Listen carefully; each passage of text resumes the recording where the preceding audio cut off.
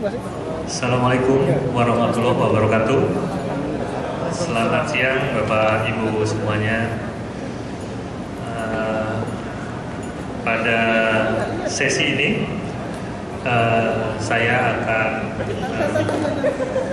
memandu dua narasumber kita yang akan memberikan akan berbagi pengalamannya mengenai kiat sukses tulisannya itu bisa bisa diterima di forum-forum ilmiah baik nasional maupun internasional.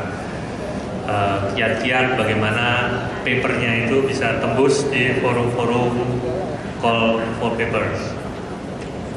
Bapak Ibu, acara siang hari ini adalah salah satu realisasi dari agenda kita setelah kita melaksanakan Mukernas. Jadi dari Sekretariat Badan melalui Bu Heni, kita difasilitasi untuk mulai melaksanakan kebiasaan berbagi pengetahuan, berbagi kompetensi, berbagi pengalaman sesama kita, supaya kita menjadi tim yang lebih dahulu menerapkan kapitalisasi intelektual dalam rangka menerapkan konsep corporate university. Oleh karena itu kita sangat berterima kasih kepada Bu Heni khususnya dan kepada Sekretariat Badan yang telah memfasilitasi forum ini. Kita beri aplaus dulu kepada Bu Heni.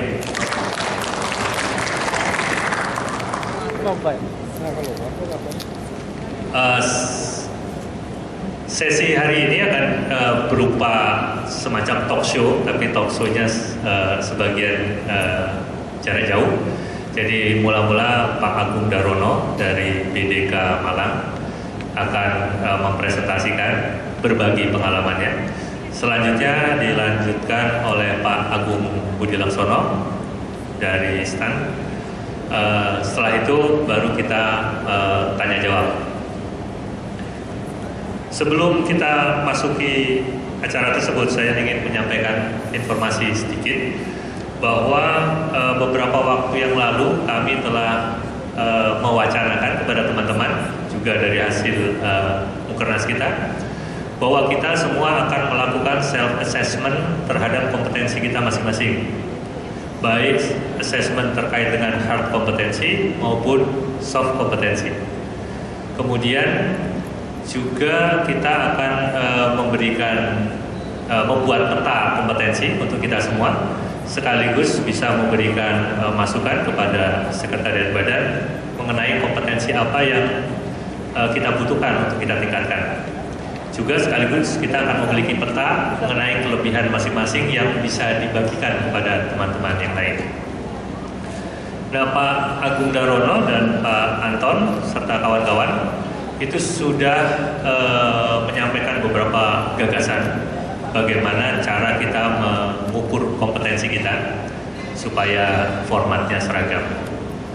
Nah, khusus untuk Pak Anton, beliau menyarankan tools untuk mengukur soft kompetensi kita menggunakan Stephen. Nah, jadi menggunakan model mesin kecerdasan.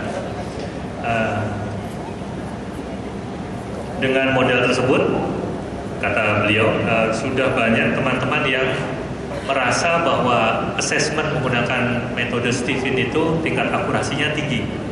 Jadi boleh juga kita akan coba pakai metode itu.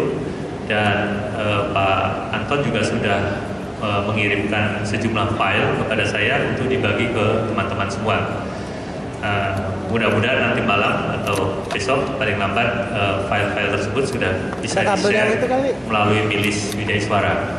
Kita pelajari bersama, lalu kita akan coba terapkan untuk membuat peta kompetensi kita semua. Kira-kira itu informasi tambahan. Dan sekarang mari kita mulai sesi ini dan kita persilahkan Mas Agung Darono untuk menyampaikan sharingnya pengalaman beliau kiat-kiat membuat tulisan yang bisa masuk di forum-forum yang cukup bergengsi. Pada Mas Agung Darono, kita persilahkan. Kita beri aplaus dulu Mas Agung Darono. Monggo Mas Agung.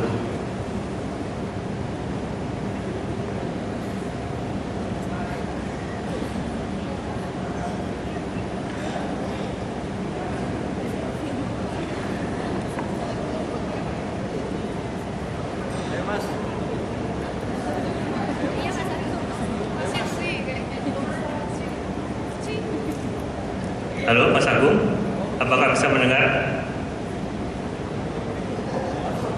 Oh, belum connect ya.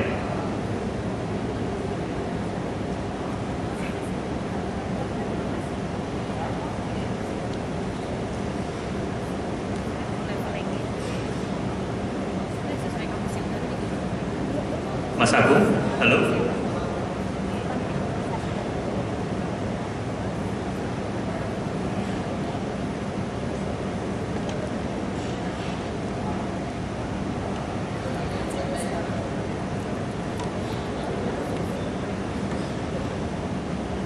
Mas Agung Darono sudah bisa mendengarkan?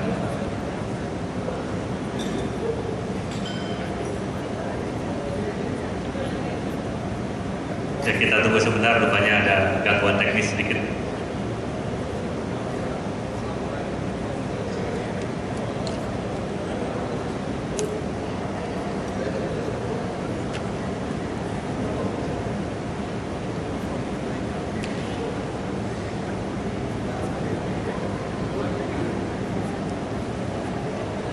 Halo Mas Agung, sudah bisa mendengarkan suara kami?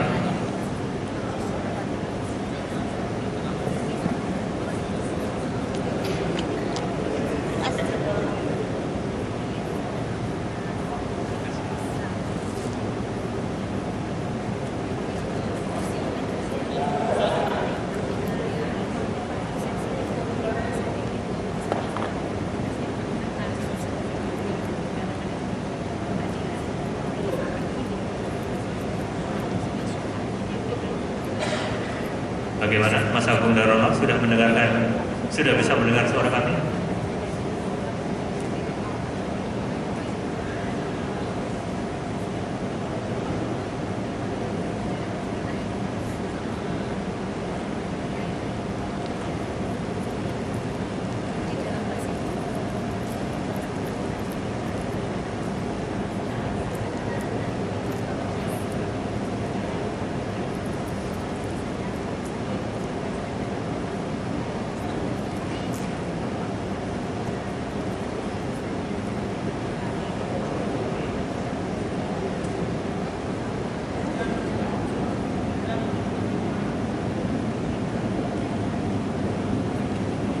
Halo, Pak Agung Darono.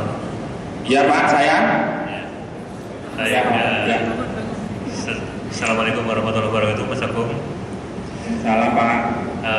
Mas Agung, tadi sudah kita buka di sini acara seminar sesi siang ini, dan tadi saya menyampaikan bahwa mula-mula Mas Agung akan menyampaikan dulu paparannya. Setelah itu disusul oleh Pak Agung Budi Laksono, baru kemudian kita akan masuki sesi tanya jawab. Bisa kita mulai, Mas Agung? Ya Pak. Ya, baik. Silakan Mas Agung memulai presentasinya. Terima kasih. Baik, Assalamualaikum warahmatullahi wabarakatuh. Selamat siang, salam sejahtera untuk Bapak Ibu hadirin yang ada di Gedung G, kampus PKN STAN. Sudah harus membiasakan Pak ya, PKN STAN ini. Juga teman-teman dari Balai Diklat, di depan saya ada layarnya di Cimahi, Magelang, Jogja, Pekanbaru. Jadi pertama terima kasih kepada Pak Marmar yang dalam pembicaraan informal sekitar seminggu yang lalu pada waktu beliau ke Malang minta saya untuk ikut memberikan sharing gitu ya tentang kiat-kiat katanya gitu Pak ya, kiat-kiat bagaimana menulis untuk call to papers gitu ya. Nah, alhamdulillah hari ini saya bisa berada di depan kamera untuk sekedar berikan beberapa poin ya yang terkait dengan pengalaman lah, itu lebih saja ini bukan ilmu akademik ini, sebenarnya ini adalah lebih cenderung pada beberapa hal, nanti cenderung pengalaman pribadi ya, jadi tidak sepenuhnya harus ada teorinya gitu ya.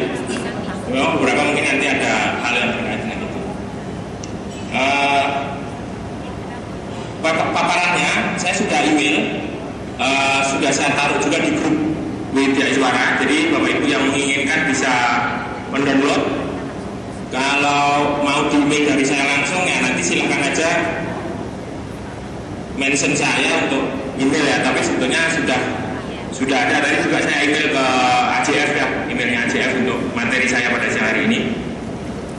Sebetulnya ini materi recycle karena saya sudah menyampaikan ini juga waktu sekitar 2013 saya kalau nggak salah di Pusiklat Pajak. Jadi beberapa teman di Pusiklat Pajak mungkin sudah pernah melihat tampilan ini ya, dan sudah beberapa bahkan berhasil memasukkan papernya ke jurnal nasional maupun bukan jurnal, konferensi, setahu saya konferensi.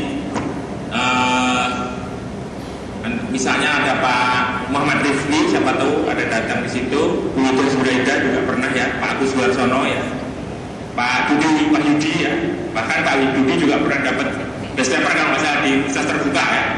Jadi mudah-mudahan juga setelah ini banyak yang tergerak gitu ya, karena kalau saya ibaratkan sebetulnya kebijakan atau Permenpan 22 ini ada kabar baik dan kabar buruk gitu ya mungkin ya.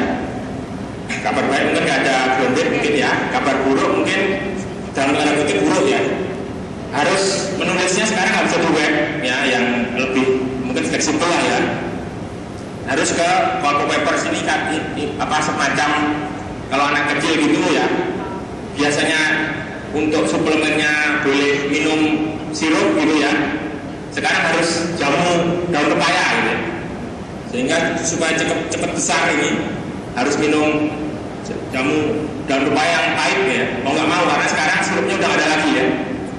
Jadi itu sebuah keniscayaan bahwa Bapak Ibu sebagai Widya Iswara juga sebetulnya beberapa Bapak Ibu yang akan menjadi dosen ya terkait ya ini nanti juga bisa sebenarnya pengalaman ini kira-kira mirip lah. Jadi paparan saya mulai dengan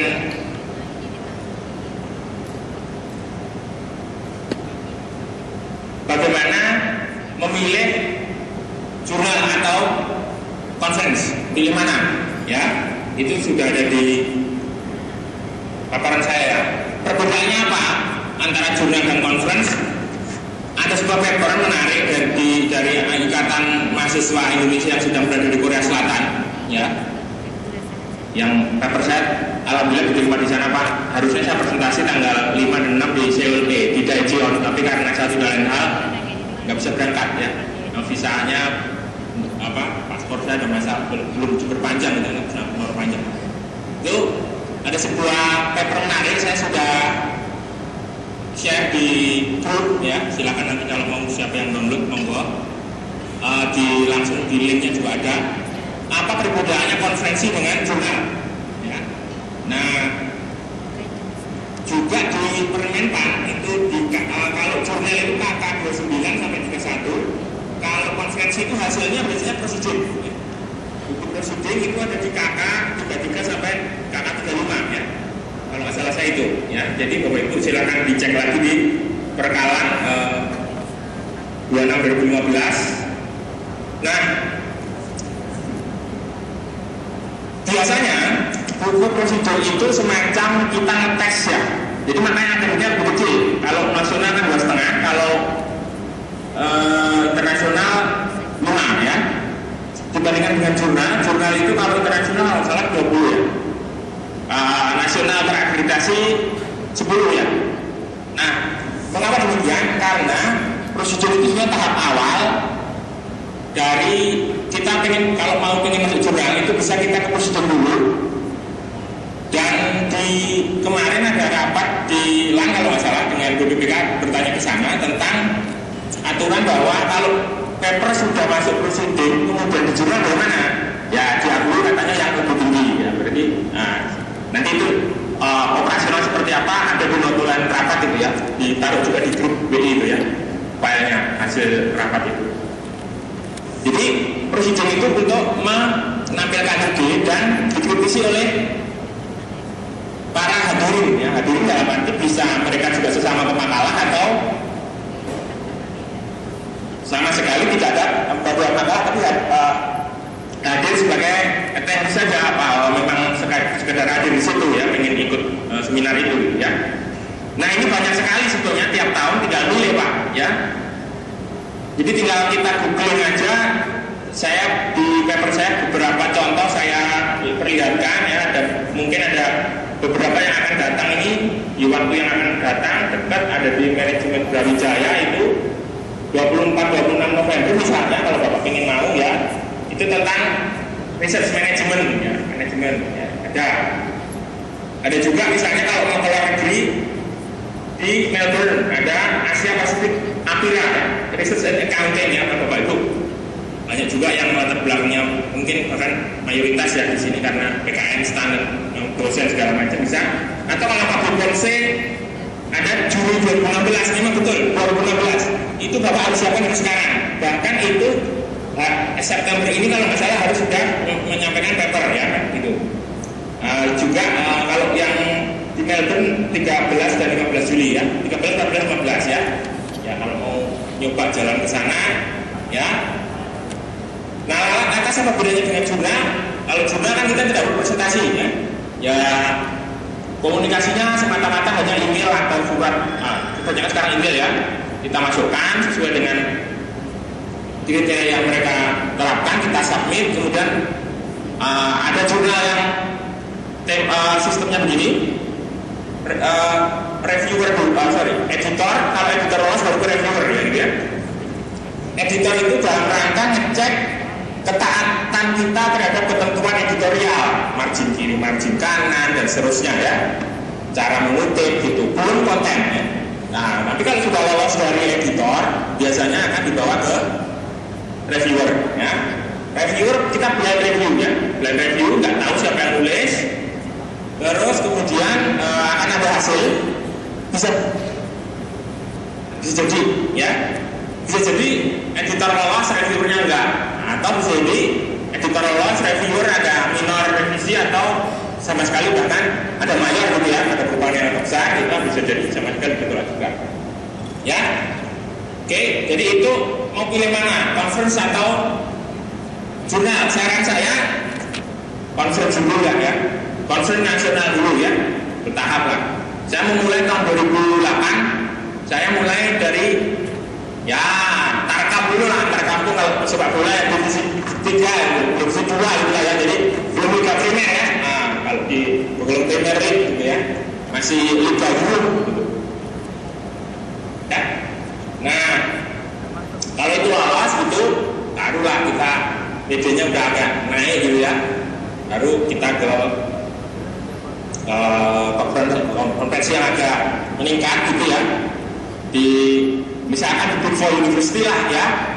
Nah, masukkan coba-coba mereka kan biasanya kan call for paper, gampang sekali nyari call for paper, tinggal googling, intinya googling ya, googling call for paper ya, misalnya accounting atau akuntansi atau apa, public policy atau apa ya, masukkan, cari yang cocok ya. Jadi kita conference shopping atau jurnal shopping ya, cari ya yang cocok dengan tema kita ya. Kemudian setelah dapat, lihat editorial polisinya ya. Editorial polisi artinya dia mau, kadang-kadang ada membatasi diri, dia hanya kuantitatif atau dia hanya kualitatif, atau paradigmanya dia harus hanya kritikal, nggak mau yang lain ya. Saya maaf, ini kalau yang metode penelitian bukan di sini ya. Metode penelitian kita anggap Bapak Ibu semua udah advance lah, udah kelar lah, bukan isu ya. Metode penelitian udah nggak isu lagi ya. Jadi kita tinggal tulisnya aja ya. Cuma memilih tempat ya. Nah, oke, sudah ketemu tempat, terus kemudian silahkan Bapak lihat editorial polisinya, kemudian kira-kira cocok nggak, cocok, ya udah apply. Nah, apply itu kadang-kadang atau submit ya, submit itu kadang-kadang ada tiga jenis ya, abstrak, extended abstrak, atau full paper. Lihat baik-baik mana yang diinginkan. Nah, tapi itu kadang-kadang juga nggak harus mati. Kita bisa email ke yang ada di situ, terutama chief editornya, bilang bahwa misalnya saya baru punya abstrak nih, atau extended abstrak, baru mintanya full paper, boleh nggak? Kita berkorespondensi secara misalnya elektronik email lah seperti itu, nanya ya, kira-kira boleh nggak? Tapi kalau kita sudah punya full paper, ya buat aja, kirim aja full paper itu. Jadi boleh punya stok lah ya, Bapak Ibu. Paper itu punya stok ya. Stok itu berapa lama? Bisa 1 tahun sebelumnya Bapak Ibu harus sudah punya ya. Apalagi yang internasional. Internasional itu rata-rata 6 bulan pun mereka sudah tutup wallpaper paper sebelum hari H. Ya, oke. Sudah milih ya, sudah ditentukan pilihan. Ya, cocok ya. Lihat di situ biasanya ada important date ya, tanggal-tanggal penting, kapan paling lambat ya. Terus cek berkala ya, secara berkala di website itu. Siapa tahu dia kadang-kadang menunda gitu ya, atau kita boleh nanya ada perpanjangan enggak gitu ya. Kalau misalkan seperti itu boleh ya, biasanya dia jawab iya apa enggak gitu ya. Kadang-kadang mereka juga memberikan kalau penundaan sampai misalkan 1 bulan kemudian gitu ya. Kita korespondensi saja. Kemudian yang internasional mohon bisa 6 bulan lah ya, sebelumnya biasanya Bapak Ibu sudah siap. Kemudian kalau yang koordinatornya pengen gratis gitu ya, yang keluar negerinya gratis itu cari yang ya ditanggung tiket ya, ditanggung akomodasi, macam-macam ya. Mereka menyediakan fasilitas, ada yang full, ada yang tiket doang, ada yang ngirimnya doang, tiketnya kita sendiri dan seterusnya. Itu ada di koordinatornya biasanya ya. Silahkan dicek. Cek baik-baik. Nah, kadang-kadang dia juga bisa dinego juga dalam arti Pak saya nggak bisa, misalkan dia hanya menyediakan akomodasi, kita tanya siapa tahu ya tiket ada nggak gitu, siapa tahu mau gitu kan ya, namanya juga usaha ya. Terus sudah, bagaimana jika harus bayar sendiri ya, itu keputusan Bapak Ibu. Saya memulai dari bayar sendiri semua Pak, peneliti pun juga nggak ada bayarin kan, karena penelitian saya kalau dibawa ke kajian akademis nggak lolos ya. Biasa Pak, kalau nggak lolos itu nggak usah sakit hati ya, biasa aja, move on, kata anak muda sekarang ya, move on ya, nggak apa-apa ya, jangan bersitu terus enggak, ya biasa itu ditolak itu saya bukan bangga gitu ditolak Pak ya, bolak-balik ditolak biasa aja gitu ya. Nah, permasalahannya adalah kalau Anda Bapak Ibu harus bayar sendiri bagaimana ya, tinggal budgetnya Bapak Ibu cukup nggak gitu. Kalau saya memang menyediakan budget untuk itu gitu ya, penelitinya nggak dibayar, sananya ada yang harus bayar sendiri ya, dan seterusnya lah ya. Ya jadi pintar-pintar kita lah gitu ya. Tapi kalau Bapak memang berkeras harus dibayar semua, monggo usaha ya. Banyak juga yang nawarkan seperti itu. Dengan catatan memang paper kita bagus banget ya, biasanya begitu ya. Begitu bagus ya, relatif ya. Bisa idenya baru gitu ya, idenya baru, novelty-nya ya, mungkin metodologinya juga baru gitu ya. Ya kalau kita dengan itu bisa ya, monggo. Tapi kalau saya sarankan yang bayar dulu gitu. Yang bayar dulu nggak apa-apa, gitu, jalani dulu gitu ya. Saran saya aja. Nggak mahal kok kan, sekitar 400 sampai 600 kan submission fee-nya ya, 1.000 kalau dalam negeri ya. Nggak harus datang, kalau nggak datang nggak apa-apa ya. Nggak datang ke acara konferensinya nggak apa-apa, tapi kita aja. Kalau jurnal bahkan nggak bayar, untuk semua jurnal nggak bayar kan. Jurnal sih submit aja, kalau terima ya sudah ya. Itu untuk yang jurnal. Apalagi yang terakreditasi ya.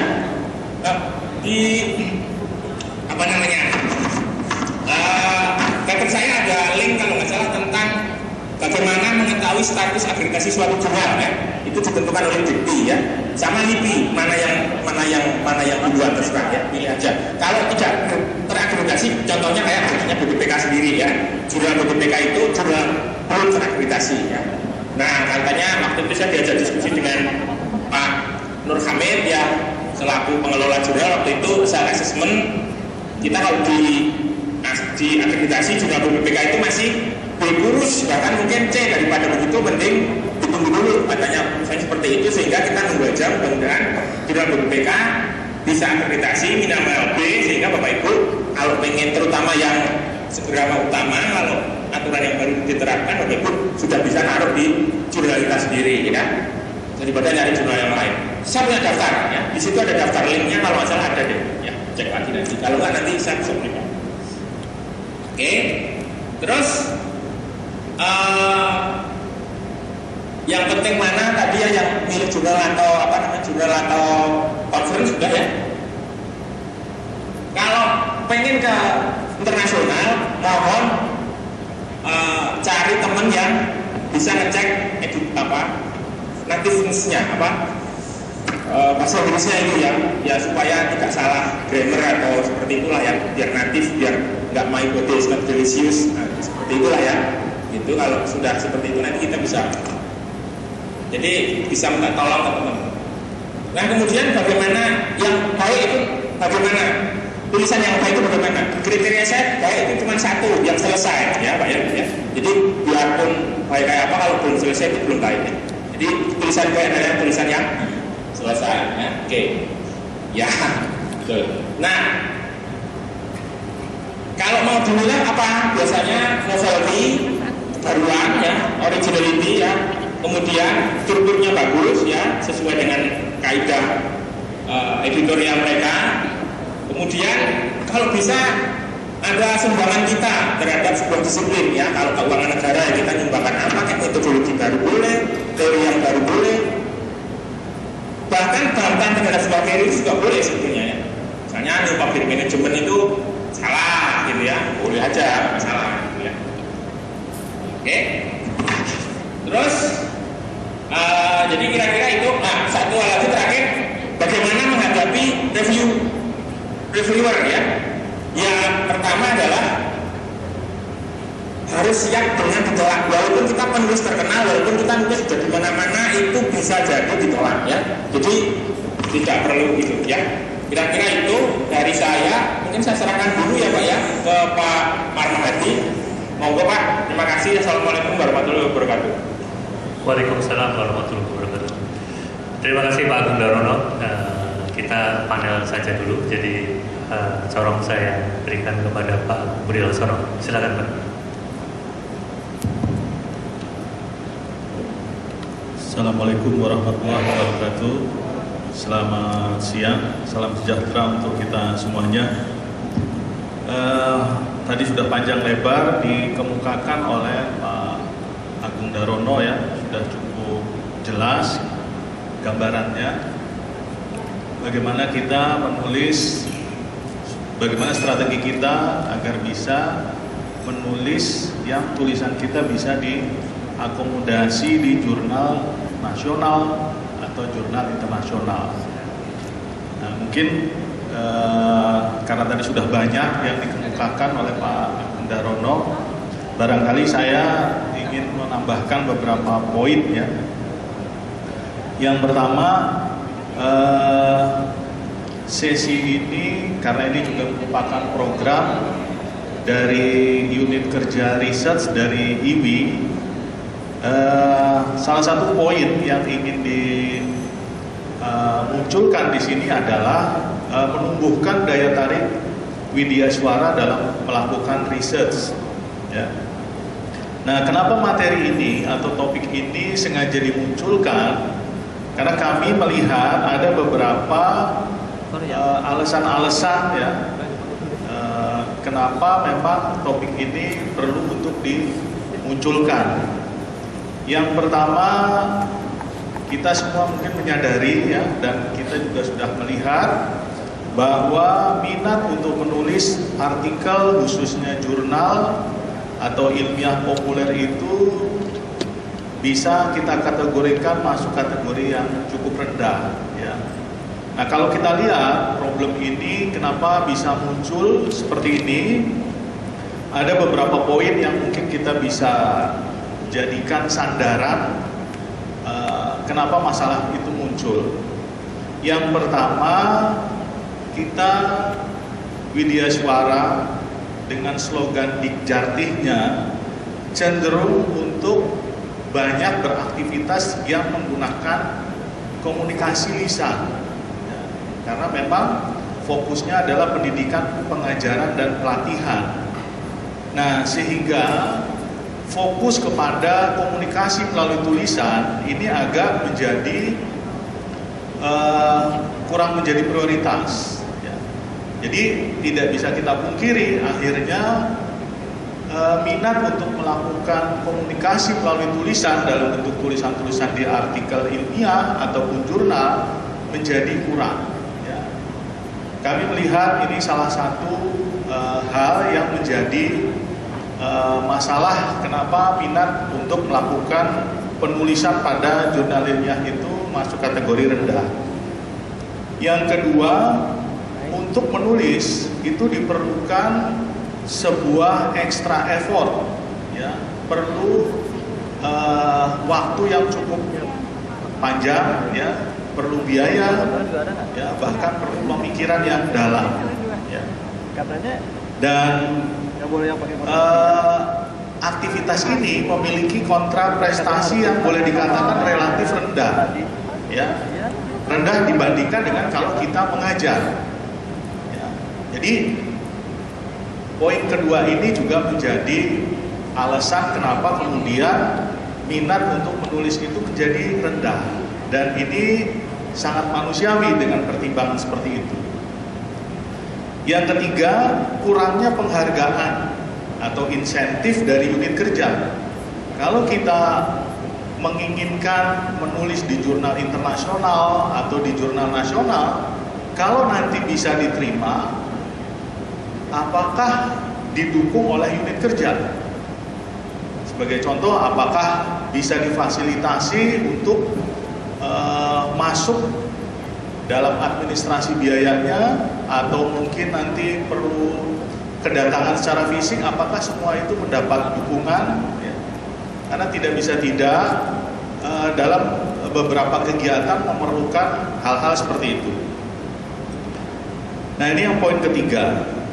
Yang keempat, rendahnya minat penelitian sehingga mempunyai konsekuensi rendahnya pula kita ingin mempublikasikan hasil penelitian kita. Ya, kalau diperhitungkan untung ruginya barangkali mungkin lebih banyak kerugiannya, sehingga minat untuk mempublikasikan penelitian belum menjadi sesuatu yang memiliki daya tarik tinggi. Ya, kalau kita sudah berhasil, terus mau apa? Ya, apa yang bisa kita peroleh? Nah, ini tidak memberikan daya tarik. Kemudian yang terakhir adalah tidak tahu bagaimana caranya menulis karya ilmiah. Nah, ini mungkin sebagian besar permasalahan-permasalahan yang menjadi alasan kenapa kok minat menulis itu sedemikian cukup rendah, ya. Oleh karena itu, kami dari Ikatan Widya Suara Indonesia, Ikatan Widya Suara Cabang Kementerian Keuangan mencoba untuk paling tidak meningkatkan bagaimana sih agar aktivitas ini memiliki daya tarik tersendiri untuk Widya Suara. Nah, kami coba beberapa program-program yang sifatnya crash program, ya, bukan program jangka panjang, tapi kita coba crash program yang langsung terlihat. Ya, nah, salah satu bentuknya dalam waktu dekat ini kami nanti akan mencoba untuk membuat semacam call for paper juga. Call for paper khusus untuk Widya Suara. Ya, nanti kita akan coba panggilkan reviewer-reviewer yang profesional. Ya, nanti bisa dinilai mana paper-paper yang baik.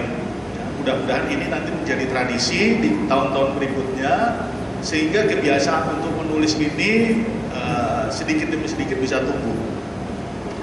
Nah, mudah-mudahan call for paper yang nanti kita akan coba galang ini mendapatkan dukungan penuh, ya, dari unit kerja. Beberapa info sudah disampaikan dari Ketua IWI kita, mudah-mudahan dukungan itu bisa terrealisasi secara penuh dari unit kerja. Nah, tadi saya berbicara mengenai masalah call for paper ya. Barangkali mungkin ada yang masih awam istilah call for paper ya. Apa itu call for paper? Call for paper itu sebenarnya sebuah announcement atau pengumuman ya. Pengumuman akan diselenggarakannya seminar paper. Ya, artinya paper kita akan diseminarkan. Kenapa paper kita perlu diseminarkan? Karena nanti bisa mendapatkan masukan dari peserta seminar. Pengalaman saya dari beberapa seminar-seminar yang berkaitan dengan call for paper itu melengkapi masukannya, melengkapi paper kita, sehingga kita lebih pede kalau nanti bisa dimasukkan ke dalam jurnal, apakah jurnal nasional ataukah jurnal internasional. Ya. Nah, jadi seperti tadi dikatakan oleh Pak Agung Darono bahwa seminar call for paper ini menjadi cikal bakal kita untuk memasukkan paper kita di jurnal-jurnal. Kenapa? Karena jurnal itu mempunyai format yang berbeda dengan call for paper. Biasanya format jurnal itu lebih ringkas, sehingga kita harus meringkas call for paper kita, tapi tidak menghilangkan substansinya. Nah, karena substansi kita sudah mendapatkan masukan dari peserta, biasanya peserta itu juga mereka-mereka yang sudah terbiasa melakukan penelitian, sehingga mungkin ada tulisan kita yang katakanlah terlewat atau tidak memenuhi persyaratan, itu bisa mendapatkan masukan. Ya. Oleh karena itu biasanya setelah kita melalui seminar tersebut, paper kita akan semakin baik. Kita akan mendapatkan banyak masukan yang itu akan menyempurnakan call for paper kita untuk bisa kita masukkan ke jurnal, apakah jurnal nasional, apakah jurnal internasional. Walaupun ada beberapa panitia-panitia yang ketika merespon itu berbeda-beda. Ada yang sampai detail, termasuk narasi pun itu dibuat sedemikian rapihnya. Ya, ketentuannya seperti apa, substansinya inline nggak antara judul dengan isi, sampai metode-metode. Ada yang pihak-pihak itu sangat concern dengan hal-hal ini. Namun ada juga yang secara umum dia membuat penilaian dalam bentuk skor. Jadi kalau skor sekian itu masuk kategori paper ini sangat baik, cukup, ya, atau kurang. Nah, ada yang membuat penilaian dalam bentuk skor seperti itu. Nah, tinggal kita bisa merespon informasi-informasi tadi. Ya. Nah, kemudian saya coba lanjutkan. Announcement ini biasanya dilakukan oleh lembaga-lembaga tertentu, ya, bisa dari universitas atau maupun dari lembaga yang diakui untuk menyelenggara paper, ya. Seperti misalnya belum lama ini Bappenas itu juga membuat call for paper khusus untuk masalah pembangunan di Indonesia. Nah, umumnya mereka itu mempunyai peminatan-peminatan atau topik yang menjadi fokus kita. Kemampuan kita membaca apa yang menjadi inspirasi mereka itu menjadi dukungan diterimanya paper kita. Ya. Jadi ada baiknya misalnya kita ingin memasukkan paper kita di sebuah organisasi yang memfokuskan pada topik tertentu. Nah, ada baiknya kita sudah search dulu organisasi ini sudah melakukan apa saja. Pengalaman saya beberapa waktu yang lalu di World Custom Organisasi, saya coba mengajukan paper di sana. Saya sudah searching aktivitas World WCO itu 3 tahun terakhir itu melakukan apa. Nah, topik saya itu saya sesuaikan dengan kepentingan mereka. Jadi bukan kepentingan kita, kepentingan mereka. Kalau kita mau paper kita itu bisa masuk. Ya, jadi kita balik berpikirnya bukan yang menarik untuk kita apa, tapi kira-kira topik apa yang bisa diterima oleh organisasi tersebut. Nah, untuk sampai ke situ, maka kita harus pandai-pandai melakukan searching aktivitas mereka selama ini apa saja. Nah, kita harus mensinkronkan paper topik kita dengan kepentingan mereka. Nah, mudah-mudahan dari situ kita bisa diambil paper kita, paling tidak minimal dari topik yang tepat tadi. Ya. Kemudian harus cermat memilah dan memilih di mana tempat kita akan mensubmit paper kita.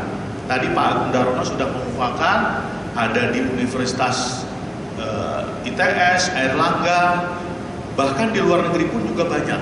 Ya, kalau Anda masuk ke Google Search Call for Paper 2015 banyak sekali. Ada di Singapura, ada di Malaysia, ada di Amerika, di Eropa, banyak sekali. Nah, tinggal kita mau memilih kira-kira yang cocok dengan kita yang mana. Ya, barangkali mungkin kita sudah punya data, sudah punya tulisan-tulisan sebelumnya, kira-kira tawaran-tawaran tadi yang paling dekat dengan kita itu yang mana. Kemudian yang berikutnya, call for paper biasanya dijelaskan mengenai persyaratan papernya, ya, misalnya topiknya. Topik ini secara umum. Nah, dan ketajaman kita membuat masalah penelitian itu tergantung analisis kita terhadap aktivitas organisasi tadi. Kalau kita bisa pas antara topik yang kita teliti atau permasalahan yang kita teliti pas dengan yang mereka sedang gandrungi, maka probabilitas paper kita diterima itu sangat besar. Ya. Maka di sini jangan kita langsung menuliskan, membuat sesuatu, tapi coba menyelidiki lebih dalam dulu. Organisasi ini cenderung kemana? Mereka suka dengan hal-hal yang seperti apa? Nah, paper kita arahkan ke sana. Nah, dengan cara seperti ini mudah-mudahan paper kita bisa sejalan dengan tujuan organisasi mereka. Nah, jadi berikutnya kita harus perhatikan format proposal. Ya, slide berikutnya. Format proposal dan usahakan meneliti topik yang sedang panas dalam arti update, ya, sedang digandrungi oleh organisasi itu atau dunia sekarang ini sedang mencari solusinya atau sedang ada masalah apa. Nah, ini yang menjadi fokus kita. Ya. Jadi proposalnya sesuaikan dengan apa yang mereka inginkan. Karena tadi ada Pak Agung Darono juga sudah mengupakan ada nanti editor yang mencoba meneliti kesesuaian format kita dengan format yang diinginkan oleh editor tadi. Nah, sehingga kita juga perlu memperhatikan format-format tersebut di samping masalah substansi tadi. Kemudian kalau kita mencoba secara sekilas, ya, susunan paper secara umum, slide berikutnya. Jadi secara umum sebenarnya kalau kita melihat deskripsi di tulisan-tulisan secara umum sama. Ada judul paper, ada abstrak, ada pendahuluan, ada uraian isi, ada analisis, kesimpulan. Semuanya standarnya sama. Tapi kenapa kok ada yang bisa diterima, ada yang tidak? Nah, di sini perlu ketelitian dan kejelian kita untuk membuat atau menguraikannya. Seperti misalnya abstrak itu apa sih yang harus dimasukkan di dalam menulis abstrak? Nggak semuanya diinformasikan dalam abstrak. Tapi ada standar yang perlu masuk di dalam menulis abstrak. Ya, seperti misalnya apa? Misalnya tujuan penelitian kita itu apa? Itu pasti harus masuk. Ya.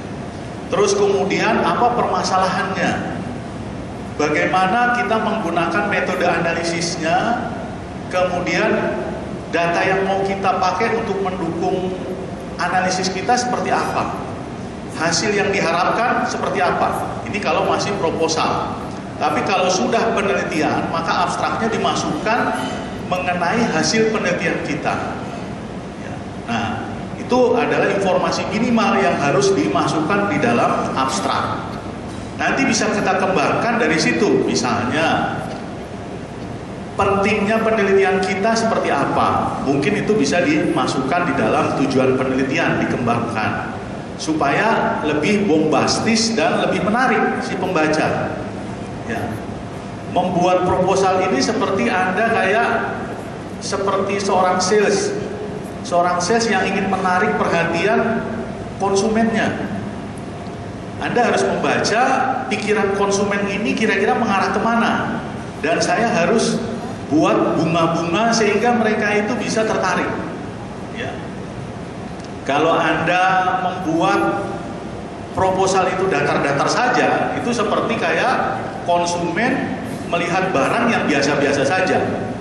Anda harus bisa menampilkan apa yang menarik, apa yang unik dibandingkan dengan yang lain. Nah, hal-hal seperti itu harus dominan di dalam sebuah proposal kita, sehingga si pembaca itu secara sepintas saja sudah menarik. Nah, kemudian yang berikutnya, slide berikutnya masuk secara umum mengenai abstrak. Tadi sudah secara umum disampaikan ya, harus ada tujuan riset yang ingin kita lakukan, problem yang sedang dihadapi, metode yang digunakan untuk memecahkan masalah, dan hasil riset kalau ini berupa penelitian yang sudah jadi. Nah, ketika mengangkat masalah pun juga kita harus pandai-pandai untuk mengangkatnya. Biasanya ada 4 cara sederhana untuk mengangkat masalah yang mau kita tampilkan.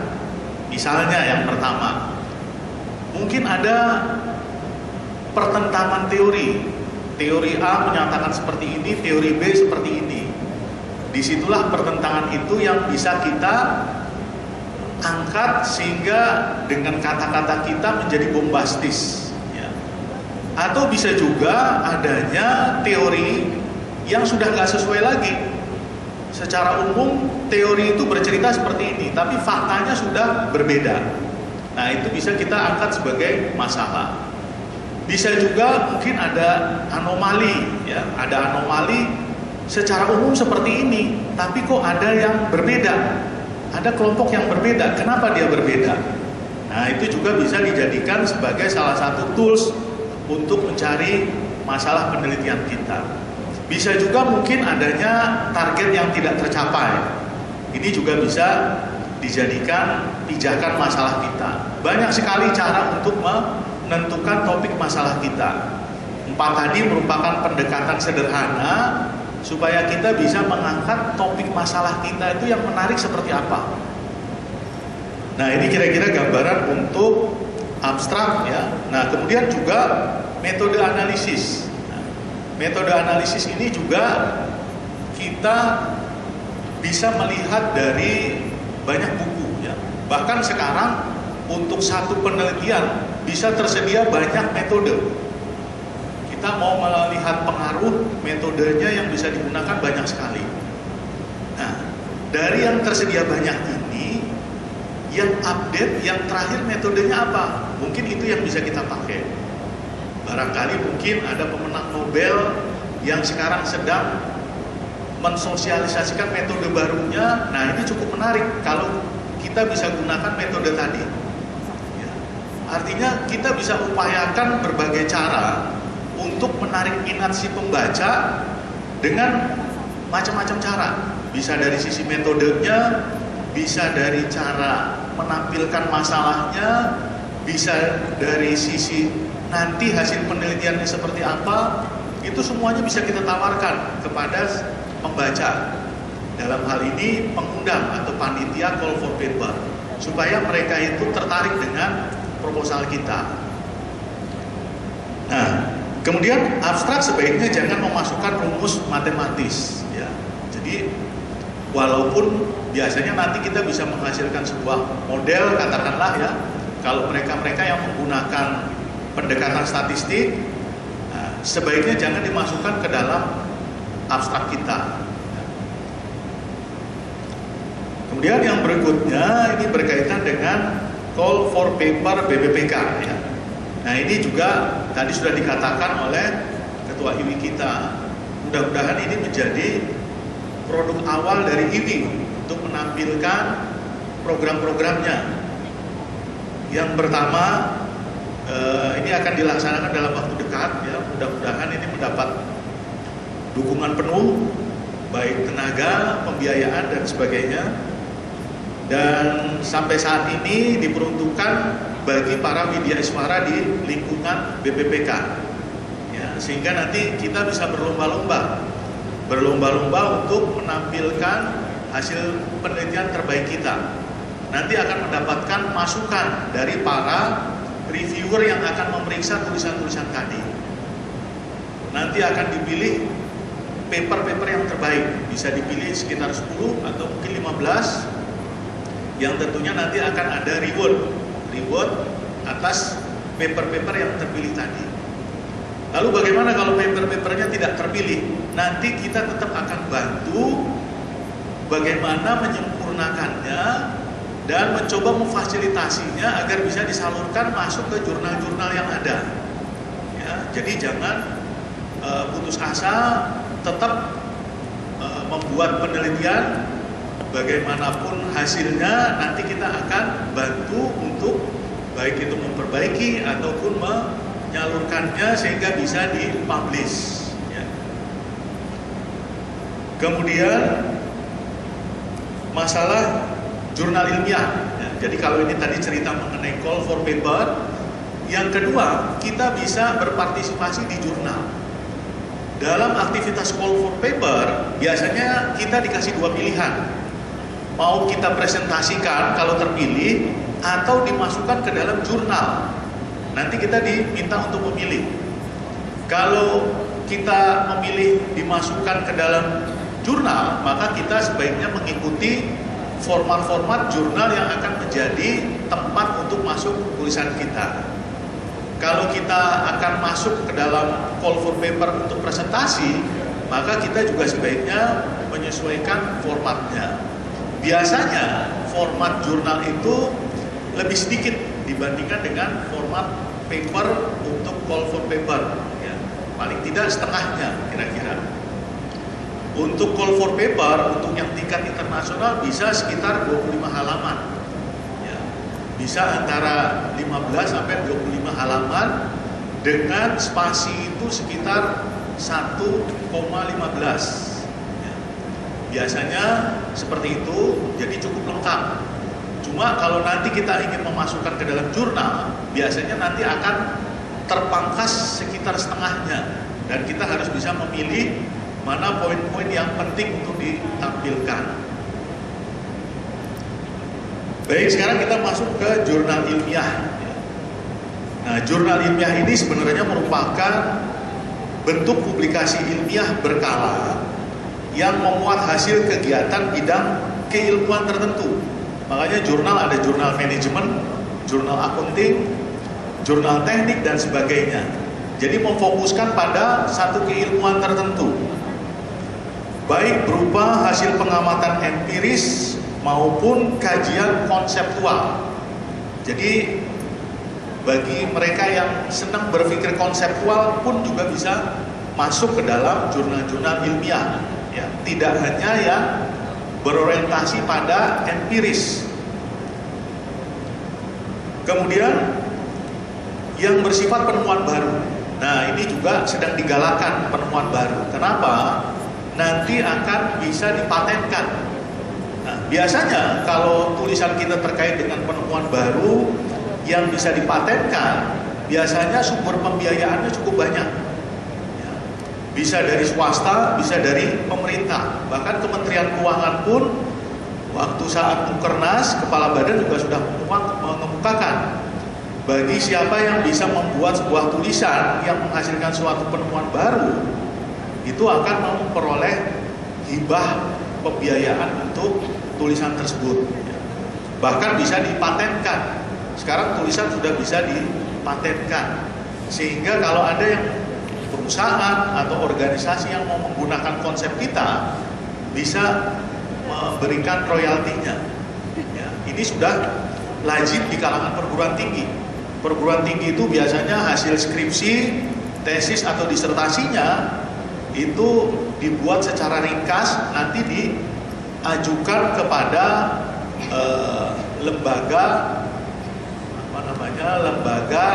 yang bisa memberikan royalti, ya, di Departemen Kehakiman. Biasanya nanti diajukan atas nama perguruan tinggi, Cuma nanti ada sharingnya. Kita mendapatkan sekian persen, perguruan tinggi mendapatkan sekian persen. Dan itu sekarang sudah umum. Ya. Jadi kalau misalnya kita nanti kuliah S2 atau S3 menghasilkan suatu tulisan, biasanya nanti akan ditawarkan apakah ingin dimasukkan supaya bisa mendapatkan kekayaan intelektual atau tidak. Nah, kemudian juga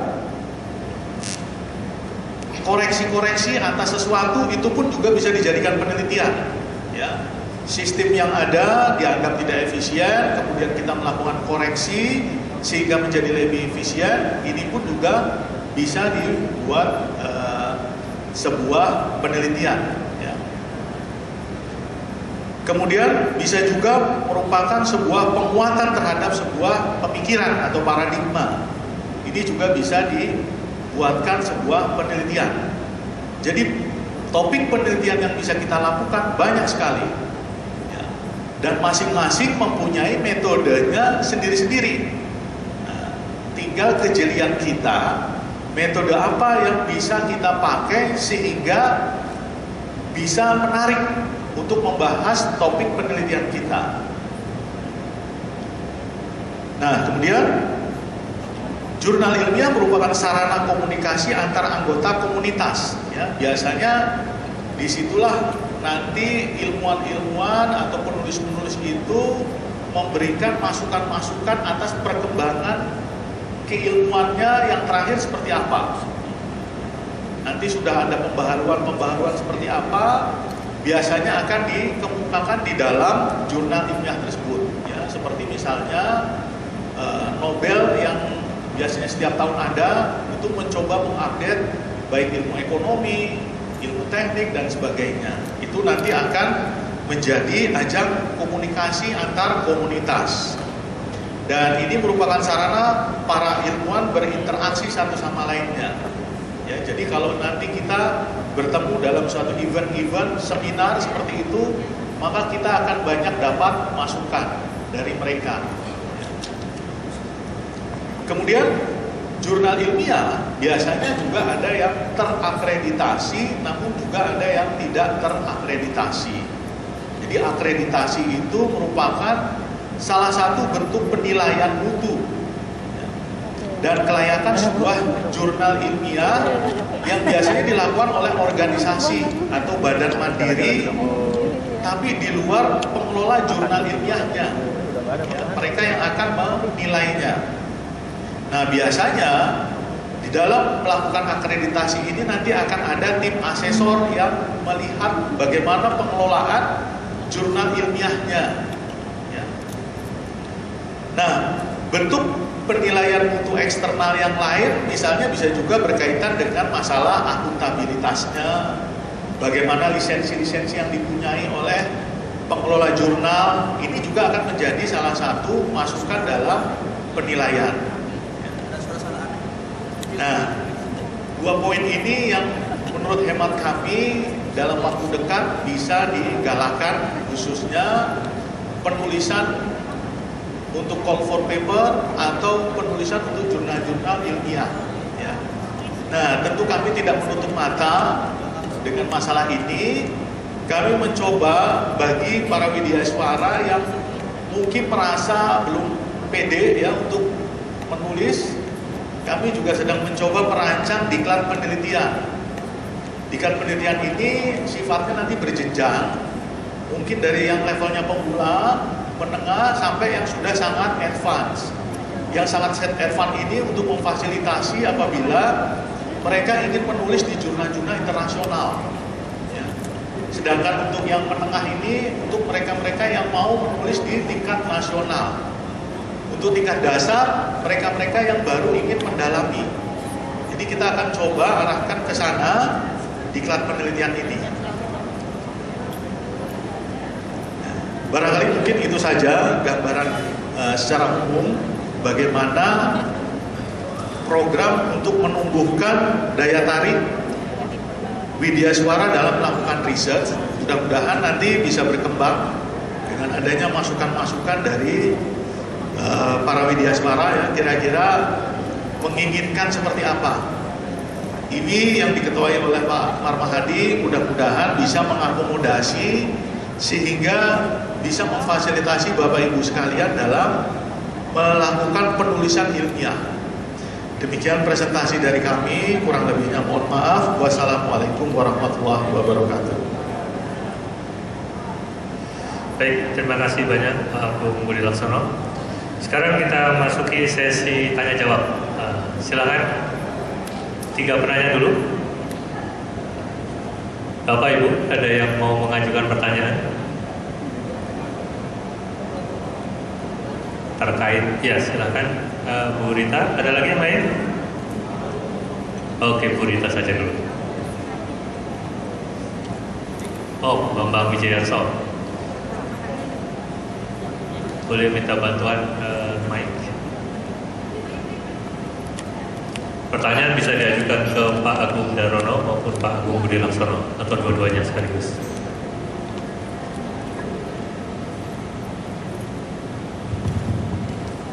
Assalamualaikum warahmatullahi wabarakatuh. Selamat siang, salam sejahtera untuk kita semua. Terima kasih atas paparannya Pak Dua Agung ya, Pak Agung Darono dan Pak Agung Budi Laksono. Paparan yang bagus sekali, memberikan konsep kita, arahan supaya kita bisa menulis dengan bagus. Yang saya tanyakan adalah yang pertama, untuk penelitian Pak, saya kurang paham nih, apakah kalau misalnya kita sudah punya jurnal, apakah jurnal itu ada masa expire-nya? Gitu. Yang pertama itu, apakah penelitian kita itu ada masa expire-nya? Kemudian yang kedua Pak, mengenai call paper ini ya, call paper ini kadang kita metode-metode itu kan banyak sekali ya Pak. Ini pertanyaan saya tujukan ke dua-dua Pak Agung ya. Silahkan yang mau memberikan tanggapan siapa. Untuk metode-metode itu kan banyak sekali Pak. Nah, untuk kadang kan keluhan kalau kita lihat di WI Group ya yang dibicarakan itu mengenai begini Pak, misalnya saya pernah diberikan keilmuan tentang metode X dengan cara seperti ini. Nah, kemudian reviewernya memahami metode X ini dengan pemahaman yang berbeda. Seperti kita rasakan ketika kita menyusun tesis dan sebagainya, 2 orang reviewer atau 2 orang pembimbing aja kadang untuk satu metode itu berbeda pendapat ya, berbeda pemahaman, padahal itu satu metode. Nah, salah satu kendala WI menulis itu salah satunya adalah ketika reviewer itu memberikan pemahaman yang berbeda tentang suatu metode. Nah, ini usul saya Pak, kalau misalnya ini akan diadakan di BPK, misalnya tadi kan ada diklat, lalu kita nanti juga ada call paper untuk BPK. Ada baiknya reviewer yang dipanggil itu adalah reviewer yang sudah atau sering memberikan pengarahan tentang metode penelitian di BPPK, supaya satu aliran satu mazhab seperti itu Pak. Jadi kadang paper itu mentah karena pemahaman metode yang berbeda, gitu. Memahami satu metode yang berbeda. Nah, kendalanya seperti itu. Reviewer itu berasal dari orang yang tidak menyampaikan metode ke kita, seperti itu. Terima kasih Pak. Wassalamualaikum warahmatullahi wabarakatuh. Terima kasih Bu Rita. Selanjutnya Pak Bambang, silakan. Tes. Terima kasih Pak Ketua. Ya, saya punya pemikiran gini Pak Ketua untuk apa ya? Untuk organisasi IWI kita, kebetulan organisasinya sudah diterima dengan luar biasa oleh lembaga dan kepemimpinannya sudah luar biasa. Di tema-tema riset ini kita juga sudah punya 2 pakar yang double agung ini kan. Anggap aja ini ikonnya WI, belum yang lain-lain gitu ya. Di sana ada, setahu saya juga luar biasa, sering ke international conference juga di Milang Uni, setahu saya juga sering berkeliling dunia juga. Nah, maksud saya gini Pak Ketua, ini kan sebuah riset itu kan sebetulnya eksistensi profesi widyaiswaraan kita kan barangkali punya nilai jual yang sangat-sangat tinggi itu. Perkara nanti berkaitan dengan angka kredit dan sebagainya nantilah. Jadi maksud saya mungkin ini setidak-tidaknya ada dua orang mentor nih ya. Satu Agung Budi, satu Agung tidak berbudi. Agung Darono kan tidak berbudi Pak ya. Ini mungkin bisa di bagian riset, toh di kepengurusan juga sudah ada. Mungkin nanti akan ada IO yang ngomporin gitu Pak, ngomporin seluruh widyaiswara untuk nulis apapun. Perkara nanti level-levelnya seperti yang diuraikan Pak Agung Budi atau Pak Agung Darono tadi kan bisa membantu kita. Jadi mungkin kita ini dimentori oleh Double Agung ini untuk nulis apapun. Sehingga dengan demikian nanti masing-masing ya bukan masing-masing, secara komunitas widyaiswara kita akan punya banyak hal yang berkaitan dengan riset. Nah, pada hal seperti ini mungkin saya punya usulan Pak Marmah, mungkin di bidang riset ini mungkin harus melakukan pemetaan dalam arti ruang lingkup rumah kita kan keuangan gitu ya, mungkin ya tadi keuangan negaranya, public finance-nya.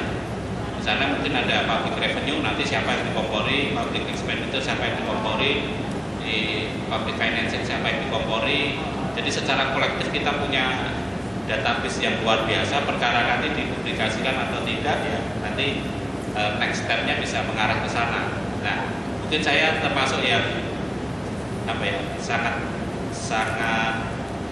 sangat menunggu nanti kalau dari pengurus itu nanti saling mengompori untuk membuat apapun risetnya lah.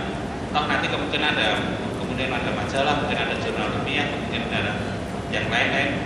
Karena selama ini kalau sudah berkaitan dengan tulis-menulis ya mohon maaf, widyaiswara kita belum terlalu produktif ya.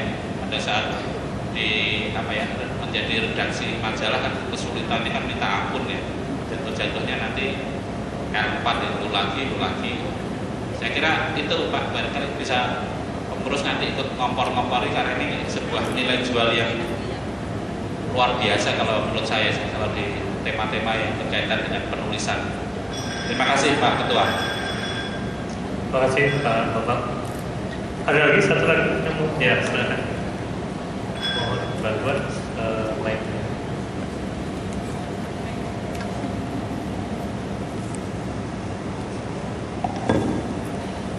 Assalamualaikum warahmatullahi wabarakatuh. Terima kasih Pak Marmah yang memberikan kesempatan kepada kami. Saya Ribut Sugiarto dari Pusiklat Bea dan Cukai. Ada dua hal sebenarnya yang ingin saya tanyakan.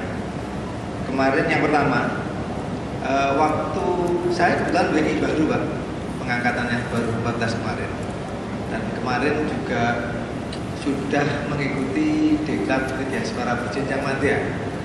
Nah, kemudian kemarin juga pada saat mendapatkan beberapa materi, kan salah satunya WI Berjenjang Madya, kan kita proposal penelitian Pak.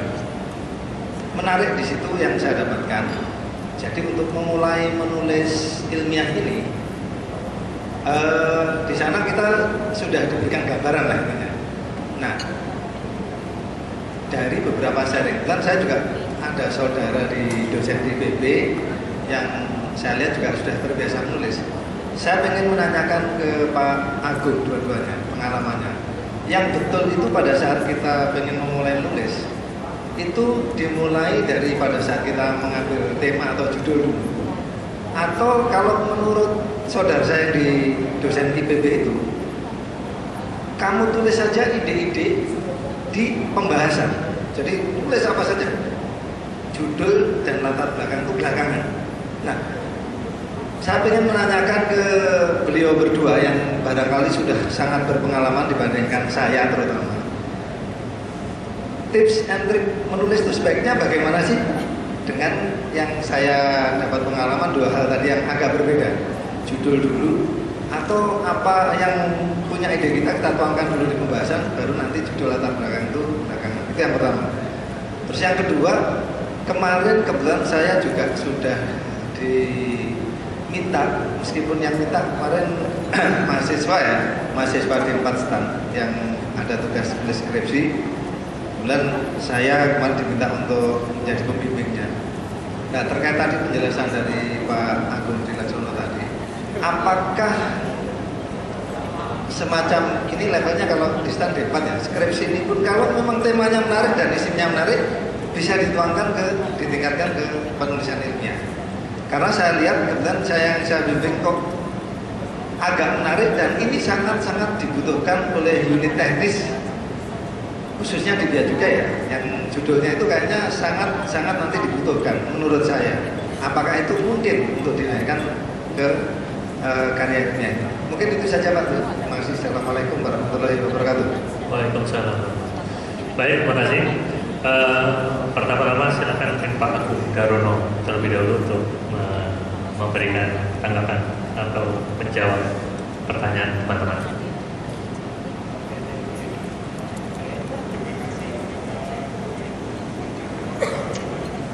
Senior saya, Pak Bambang tadi katanya saya tidak berbudi ya Pak. Berbudi itu kan lebih Palembang berbohong soalnya Pak. Kalau nggak salah gitu. Pak, pertama berita ya, Marzak nih. Ada 2 pilihan tuh kalau kita ditolak, Bapak Ibu dan semua hadirin yang ada di situ ya Pak. Pertama berita ya. Kalau ditolak itu kemungkinan 2. Kalau yang selama ini saya alami, kita ikuti kata dia, atau kita cari jurnal yang lain atau paper yang lain. Ya pilihannya itu ya. Kita rombak tulisan kita sesuai dengan maunya dia, atau ya sudah, saya pernah melakukan dua-duanya. Saya yang di UII kalau misalnya waktu itu, saya di belajar dia bisa-bisaan, saya ikuti dia, saya jadi kelompok papernya best paper nomor 3. Ya, saya ikuti dia, mungkin karena saya manut ya jadi best paper kali ya, nggak tahu juga. Ada juga yang saya di UTS waktu itu kalau nggak salah, saya bisa juga, tapi saya pilih, saya cabut, saya review, saya cabut, kemudian saya cari paper yang lain, tempat publikasi outlet yang lain, gitu ya. Jadi kayak kemarin saya kalau paper saya dengan Pak Subhan ini juga ada beliau di sini, ditolak di KA ya, kajian akademis nggak ikut gitu ya, karena nggak cocok mungkin dengan pandangannya reviewer ya nggak apa-apa.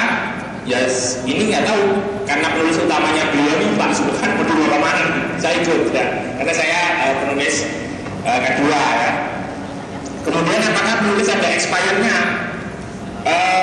Enggak juga sih, sebenarnya tema itu nggak ada expired ya, sepanjang kita seperti saya misalnya itu menulis yang saya bawa di Belanda itu saya nulis tahun 98 ya, waktu kita krisis, kemudian ada perubahan struktur DJP segala macam, kemudian layanannya diubah gitu ya, struktur organisasinya diubah, itu saya tulis ulang, saya rekonstruksi kejadian itu gitu ya, kemudian saya bawa ke sana, dan sekarang itu ada di jurnal internasional ya. Jadi itu 2 kali level itu saya ya. Jadi saya bawa ke conference, lolos, kemudian sama teman saya yang bilang lagi beliau profesor di UK, saya diajak sama beliau untuk Pak ini bagus, kita benerin yuk, kita bawa ke jurnal gitu ya.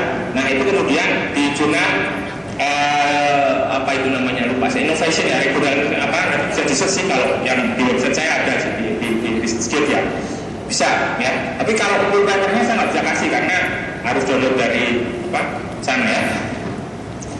Kemudian yang Pak Bambang ya, saya dukung Pak, kalau ada yang ngomong-ngomongin gitu aja Pak ya, komentar saya, karena lebih kepada pengurus ya, bukan ke saya tanyanya tadi.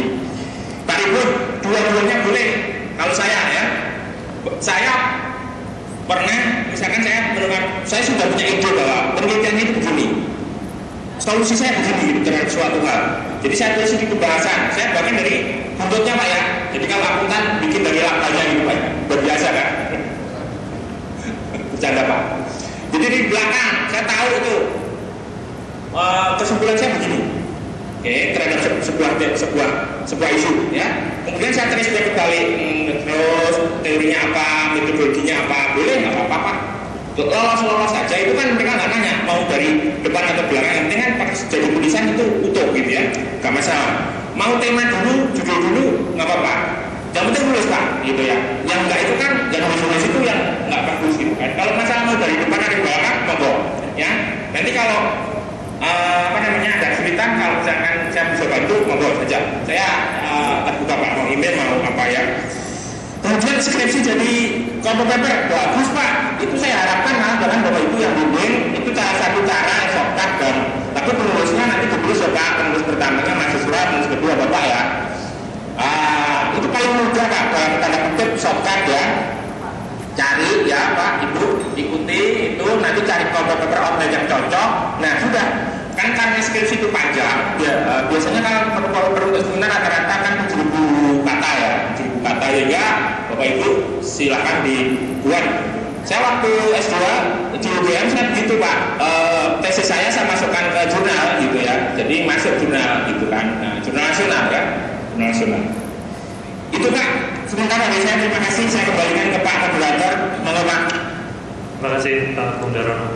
Sekarang silakan Pak Agung Budi.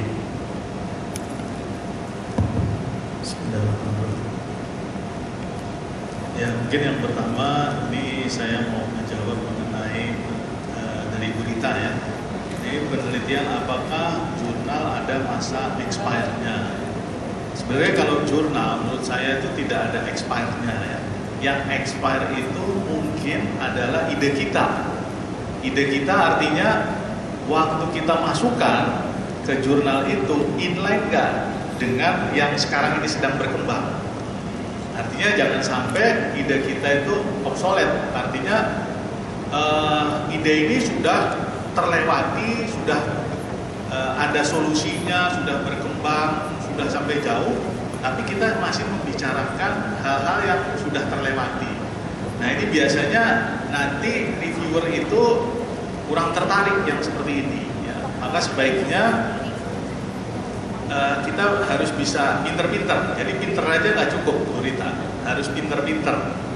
Pinter-pinter melihat apa maunya reviewer, apa maunya jurnal ini, sehingga mereka bisa menerima ide kita. Itu yang pertama. Terus yang kedua mengenai masalah metode-metode yang banyak sekali. Ya. Ya memang tugas kita ini memang harus belajar. Memang metodenya banyak dan kita harus belajar bisa memetakan metode itu kira-kira yang paling cocok kalau masalahnya seperti ini, yang tersedia itu metodenya apa saja. Sehingga ketika kita ada orang lain yang berbeda dengan metode yang kita gunakan, kita tahu bahwa metode itu pun juga bisa digunakan. Dan kita bisa mencari jalan tengah kira-kira yang paling memudahkan kita menyelesaikan yang seperti apa. Kemudian yang berikutnya adalah reviewer yang sebaiknya familiar dengan BPPK. Ya. Memang ada beberapa pemikiran mencoba untuk menggali reviewer dari internal BPPK. Pertama bukan karena masalah kesepahaman saja, tapi masalah efisiensi, kemudahan untuk bertemu, kemudahan untuk berkomunikasi dibandingkan kalau reviewer itu berasal dari eksternal BPPK. Sehingga intensitas bimbingan, intensitas konsultasi itu bisa lebih ditingkatkan dibandingkan kalau dari eksternal BPPK. Mudah-mudahan nanti bisa diakomodasi untuk kegiatan-kegiatan yang terkait dengan reviewer. Kemudian yang kedua dari Pak Bambang Wijayarso ini ya. Jadi berkaitan dengan tema-tema riset, memang terpikirkan bahwa tema-tema atau topik-topik yang kita teliti sebaiknya memang inline dengan unit-unit kerja yang ada di Kementerian Keuangan. Ya, kalau kita untuk penelitian yang sifatnya internal kita, internal Kementerian Keuangan. Nah, cuma kalau misalnya kita ingin memasukkan materi-materi penelitian keluar eksternal, tentu pasti harus mengikuti perkembangan-perkembangan tema yang ada. Ya, jadi kita mungkin bisa pilah-pilah dulu konsumsi penelitian kita itu untuk siapa? Untuk internal Kementerian Keuangan atau eksternal Kementerian Keuangan? Kalau kita di luar internasional, ya mungkin kita harus menyesuaikan dengan kondisi internasional. Tapi kalau kita khusus untuk Kementerian Keuangan, tentu sebaiknya tidak bisa jauh dari topik-topik yang ada di unit eselon 1. Dan saya sudah mencoba untuk menggunakan pilot project dengan salah satu unit eselon 1 di Kementerian Keuangan, dalam hal ini Dirjen Bea Cukai. Ini kebetulan anak-anak D4 di STAN, ketika mereka akan meneliti, sudah diarahkan topik-topiknya memang sesuai dengan kebutuhan di sana. Nah, ke depan memang akan kita lakukan kerjasama dengan para tenaga pengkaji. Kira-kira mereka itu akan mengkaji masalah apa, dan skripsi mahasiswa ini nanti akan menjadi backup untuk penelitian-penelitian mereka. Sehingga diharapkan penelitian mahasiswa itu bukan hanya untuk kepentingan mereka saja, tapi bisa dimanfaatkan untuk kepentingan organisasi teknis juga. Ini yang pertama. Kemudian yang kedua, koordinator-koordinator teknis penelitian barangkali memang saya pikir memang perlu ada. Nanti Pak Ketua mungkin bisa ditentukan siapa yang kompetensi di bidang-bidang tertentu. Koordinator inilah yang nanti akan menjembatani untuk berkomunikasi dengan unit-unit eselon 1 di Kementerian Keuangan, sehingga si para peneliti ini lebih mudah untuk mengambil topik-topik apa yang sekarang sedang update dibutuhkan oleh organisasi di Kementerian Keuangan. Yang terakhir ini dari Pak Ribut Sugianto ya. Jadi kalau ditanyakan apakah mulainya itu dari tema, ide dan sebagainya, mungkin saya mau mencoba menjawab bisa dari semua arah. Yang penting bisa dijaga konsistensinya antara masalah yang diangkat, pembahasan sampai kesimpulan. Bahwa kita melakukan updating di tengah jalan dan itu bisa disinkronkan dari awal, itu nggak masalah. Bahkan kadang-kadang ada yang membuat penelitian judulnya belakangan, Pak. Judulnya belakangan, ketika semuanya sudah selesai, judulnya menyesuaikan apa yang dia tuliskan. Ya, jadi tergantung kenyamanan kita untuk menulis. Apakah kita harus mulai dari tema dulu, ataukah kita menuliskan saja, kemudian menyesuaikan dalam perjalanannya, itu sah-sah saja, bisa dipakai di dua kondisi tadi. Terus kemudian yang berikutnya, apakah skripsi bisa ditingkatkan ke penulisan ilmiah? Skripsi sendiri sudah masuk ke dalam tulisan ilmiah. Jadi kalau kita, bahkan kalau di kelas, saya selalu menyarankan ke mahasiswa, kalau bisa ketika mereka menulis itu, mereka bisa buat ringkasannya tanpa harus bekerja lagi. Mereka coba masukkan ke jurnal-jurnal yang ada. Kalau di kelas kami selalu coba untuk memberikan sarana sehingga ketika mereka menulis skripsi itu tidak hanya untuk kepentingan saat itu aja, tapi bisa mereka gunakan untuk masuk ke tulisan jurnal atau mungkin jurnal listan, jurnal info arta juga ada. Kebetulan juga ada beberapa mahasiswa yang sudah mencoba dari tugas-tugasnya itu dimasukkan ke dalam tulisan di jurnal. Kebetulan di STAN sudah diarahkan untuk mata kuliah metode penelitian itu hasil akhirnya adalah berupa mini skripsi. Sehingga nanti ketika mereka harus melakukan skripsi, mereka sudah 70%. Ya, tinggal menyesuaikan saja, menyempurnakan untuk penulisan skripsi mereka. Nah, itu biasanya mini skripsi itu banyak yang dipakai untuk dimasukkan ke dalam jurnal-jurnal tulisan. Ada beberapa mahasiswa yang sudah menjalankan itu, yang mudah-mudahan nanti berkembang ke mahasiswa-mahasiswa yang lain. Mungkin seperti itu saja. Assalamualaikum warahmatullahi wabarakatuh. Terima kasih banyak Pak Budi. Teman-teman yang di Balai, di BDK, apakah ada yang akan mengajukan pertanyaan? Kelihatannya nggak ada ya, kosong kelihatannya yang di Balai. Teman-teman yang di sini, apakah masih ada yang akan menyampaikan pertanyaan? Mas Win, ada lagi? Satu? Ya, sementara Mas Win dulu satu.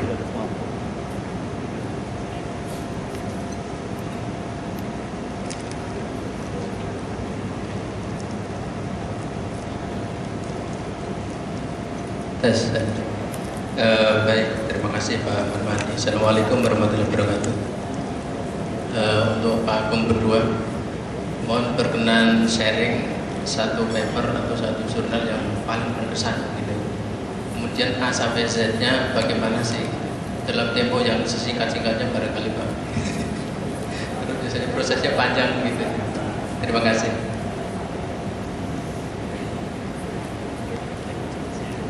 Ada lagi pertanyaan lain? Ya, Pak Wadi, silakan Pak Wadi. Pojok kiri, pojok kanan. Terima kasih moderator. Nama saya Mbak Hadi dari STAT. Tadi menyambung pernyataan Bu Rita. Perlu kita pikirkan ke depan, misalnya tadi itu ya Pak. Kita tahu ada berbagai metode penelitian, ada kualitatif, ada kuantitatif gitu ya.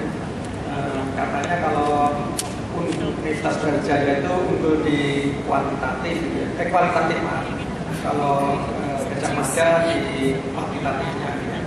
Yang kadang-kadang masing-masing bertahan pada tadi keunggulan tadi, ya. Sehingga menyebabkan tadi kata berita ada kemungkinan satu reviewer itu akan menolak kalau misalnya dia unggulnya kualitatif dikasih kuantitatif. Gitu.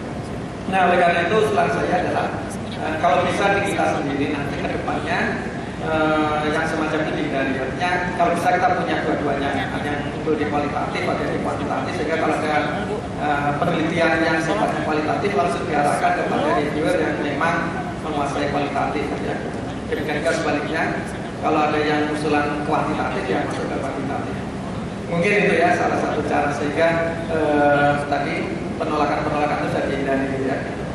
Yang pertama. Terus yang kedua, apakah ke depan kita juga akan melakukan semacam pembatasan atas research gitu ya, mengingat bahwa kalau kita bicara sebagai BDS para, bahkan nanti di STAT sendiri adalah vokasi gitu ya.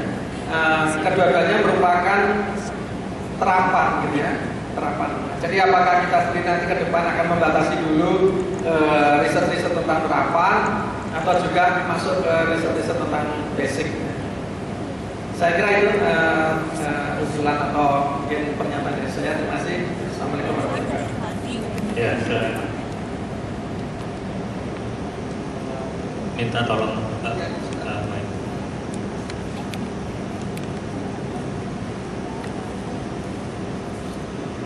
saya sampaikan bahwa metodologi penelitian itu luas sekali.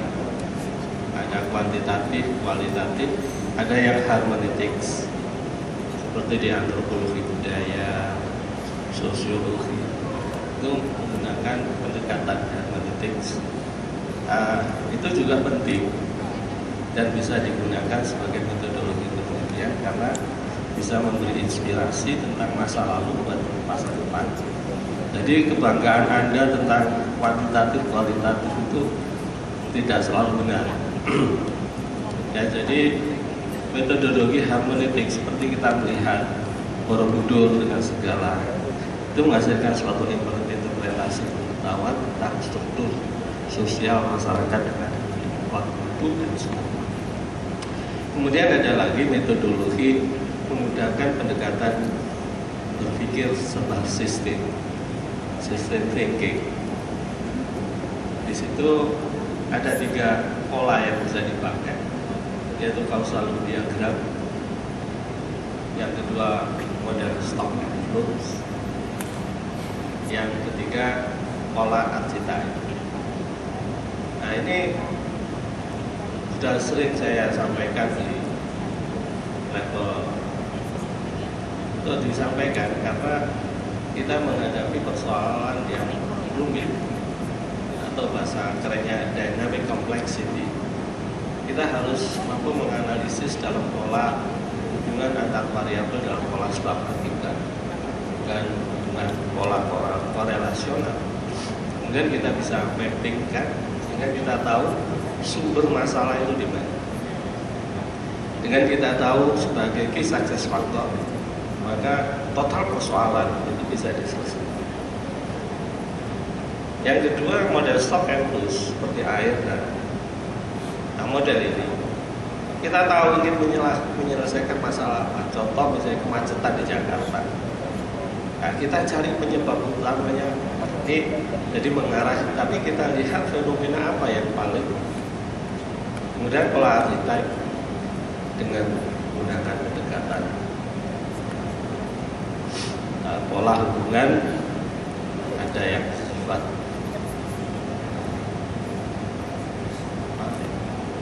eksponensial dan sebagainya, sehingga secara matematika kita bisa susun bahwa ini akibatnya seperti ini, solusinya begini. Ini maksud saya di ruangan ini sebagai orang-orang terpelajar, saya harapkan pemahaman kita tentang metodologi itu lebih luas lagi. Dan saya berharap karena di Malaysia anak SMA aja sudah belajar tentang pola tanda panah ya, sehingga tahu root evil dari suatu persoalan. Tapi di sini sepertinya cukup bangga dengan hanya kualitatif, positivisme kuantitatif, dan seakan-akan hermeneutics nggak ada. Padahal sejarah keuangan negara itu panjang sekali. Nah, ini hanya sharing aja dari saya, supaya jangan terpancing itu. Bahkan saya insight, tolong system thinking ini di dalam learning organization itu bisa dijadikan tools di dalam menganalisis suatu persoalan berbangsa dan bernegara. Di Korea Selatan itu dia bisa menemukan itu karena presidennya menemukan bahwa persoalan Kim Dae-jung itu ini root of evil, sehingga totalitas sistem bisa. Nah, ini saran saya. Terima kasih. Terima kasih banyak. Teman-teman dari Balai Diklat Keuangan BDK Magelang mau menyampaikan pertanyaan? Cukup? BDK yang lain? Tidak ada. Saya persilakan Mas Agung Darono mungkin mau menjawab sebagian pertanyaan. Silakan Mas Agung. Baik Pak, terima kasih Pak Farman. Yang pertama Pak Widayat ya, Bapak yang paling berkesan, semua pemirsa berkesan. Itu seperti apa ya? Kalau artis mungkin bikin lagu, setiap lagu itu mungkin ada caranya sendiri gitu ya. Tapi kan ada lagu jagoan gitu ya. Kalau saya yang cukup gini, sekaligus kita menanggapi penanya yang terakhir tadi ya, siapa lupa.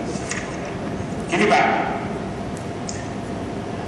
saya menulis tentang teknologi informasi dan perubahan organisasi. Nah itu kebanyakan selama ini orang itu melihat dari sisi hukum atau manajemen. Nah sebetulnya yang saya dekati bukan sama sekali baru, karena di negara Eropa dan Amerika sudah biasa aspek sosiologi. Nah di Indonesia belum banyak gitu ya. Nah kemudian saya coba mengangkat sisi sosiologi, aspek sosiologi dari sebuah perubahan organisasi ya. Jadi baru, sama sekali baru itu, bukan sama sekali baru, masih jarang diangkat gitu ya. Nah, waktu saya menulis itu banyak yang waktu saya di UGM ada guru besar yang menanyakan, memang boleh seperti itu. Saya tunjukkan beberapa jurnal yang waktu itu masih baru ya gitu. Kemudian, oh gitu boleh ya kalau gitu. Nah itu kemudian yang saya juga bawa ke conference. Jadi masalah mix positivism atau interpretif atau kritikal itu sekarang sih bukan isu juga sebetulnya gitu, karena banyak.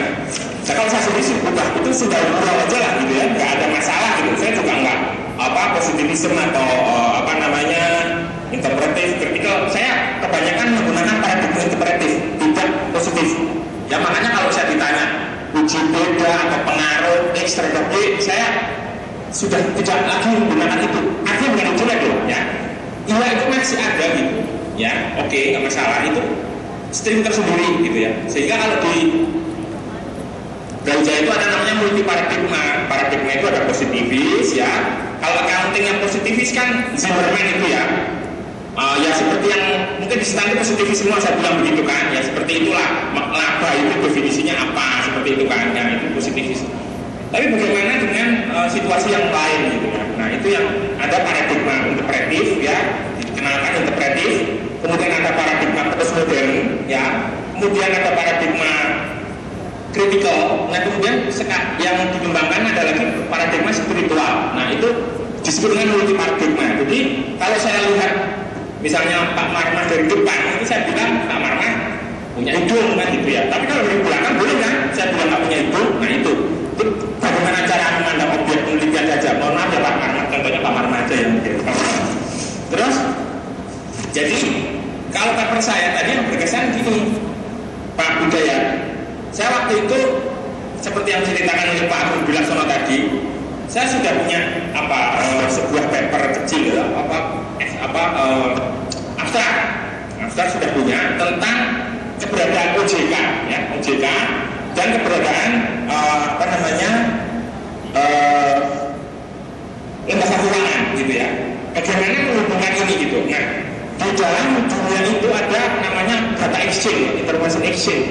Information exchange itu selalu didekati dari teknologi. Nah kemudian saya coba melihat itu dari sisi institutional setting, institutional arrangement. Jadi kalau Bapak lihat website saya ada di situ ya Pak ya, di ResearchGate Bapak search saja nanti di sana. Saya waktu itu nyoba ngangkat itu, kemudian saya ajukan di London University ya, diterima, saya dibayarin semua, berangkat pulang dan seterusnya gitu ya, alhamdulillah ya. Jadi itu yang berkesan banget sampai hari ini. Saya masih senang kalau suruh cerita itu Pak ya. Terima kasih Pak Budaya Bapak membangkitkan kenangan saya yang baik gitu ya. Gitu Pak. Jadi menurut saya ini semacam mental block yang hilang. Kalau Bapak Ibu nanti dapat yang seperti itu momennya, nulis itu kan akan semakin senang ya. Artinya apa sih? Adrenalinnya akan terpacu ya, karena itu hal yang seperti itu yang dikenang ya baik-baik aja Pak. Kalau ditolak jangan kenang-kenang ya, biarin aja. Jangan itu biasa Pak. Pokoknya jangan trauma karena ditolak ya. Itu mudah-mudahan bisa jawab ya Pak Budaya ya. Oke. Terus Pak Wadi, kualitatif kuantitatif tantangannya bagaimana sih?